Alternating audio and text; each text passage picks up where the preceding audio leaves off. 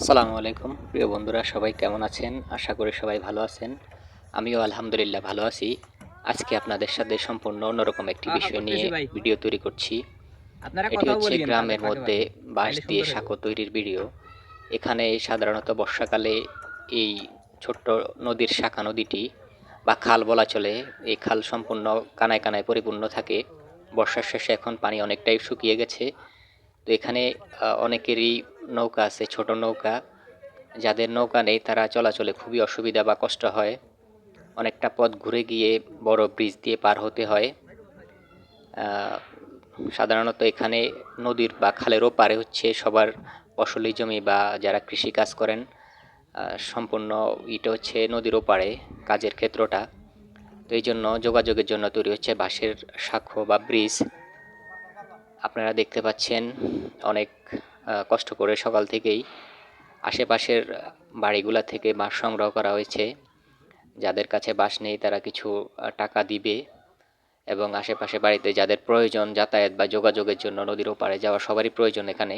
তো সবার প্রচেষ্টায় চলছে ব্রিজ তৈরির কাজ। আপনারা দেখতে পাচ্ছেন সকাল থেকেই বাঁশ সংগ্রহ এবং সেগুলা কেটে সাইজ করে তারপরে এখানে নিয়ে আসা হয়েছে, এবং এখানের মানুষজন সবার প্রচেষ্টায় চলছে ব্রিজ তৈরির কাজ। আপনারা দেখতে পাচ্ছেন। তো এখানে সাধারণত বর্ষাকালে ব্রিজটা পানি এবং কচুরিপানার দাগ খায়, ব্রিজ ভেঙে যায়। তো প্রতি বছরই নতুন করে ব্রিজ দিতে হয় এখানে। তো অতটা মজবুত করে দেয়া হয় না, শুধু যদি অনেক ভালো করে দেয়া হতো তাহলে হয়তো সারা বছরই ব্যবহার করা যেত। কিন্তু এখানে কিছুটা অর্থনৈতিক বা সবার চেষ্টার থাকে। তাছাড়া নদীমাতৃক বাংলাদেশে প্রায় সব এলাকায় এরকম সাঁকো সাময়িক সময়ের জন্য তৈরি করা হয় এবং পরে আবার সেটা ভেঙে চলে যায় নদীর কচুরিপানা এবং পানির দাগ খায় বর্ষাকালে পানি বৃদ্ধি পেলে। তো ভিডিওটি আপনাদের কেমন লেগেছে অবশ্যই জানাবেন। ভালো লাগলে লাইক কমেন্টস শেয়ার করবেন। যারা ইউটিউব থেকে দেখতেছেন অবশ্যই চ্যানেলটা সাবস্ক্রাইব করে দিবেন। যারা ফেসবুক থেকে দেখতেছেন অসংখ্য ধন্যবাদ সবাইকে। ভালো লাগলে পাশে থাকবেন লাইক কমেন্টস শেয়ার করে। সবার জন্য আন্তরিক ভালোবাসা এবং শুভকামনা। সবাই ভালো থাকবেন।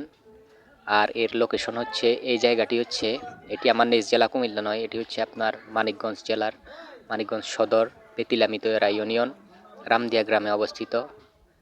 এই শাখা নদীটি, এটিকে বেতিলা খাল বলা হয়। বেতিলা খালের উপর তৈরি করা হচ্ছে বাঁশের সাঁকো বা ব্রিজ। সবাইকে অসংখ্য ধন্যবাদ ভিডিওটি দেখার জন্য। সবাই ভালো থাকবেন। আল্লাহ হাফেজ।